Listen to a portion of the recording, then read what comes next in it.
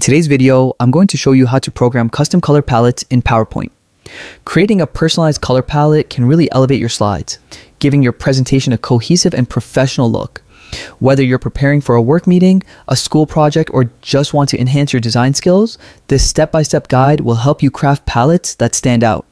To get started, open PowerPoint on your computer. If you already have a presentation, go ahead and open that file.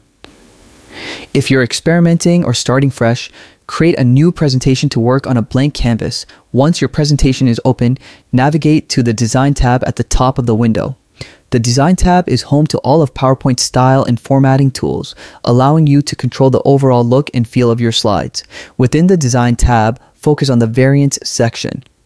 Variants provide quick access to different color schemes and styles for your slides.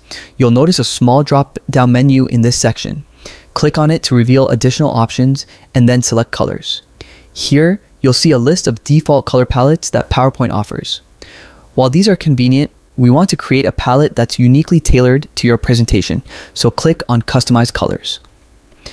This is where the fun begins. The Customize Colors menu allows you to adjust each color in your palette individually.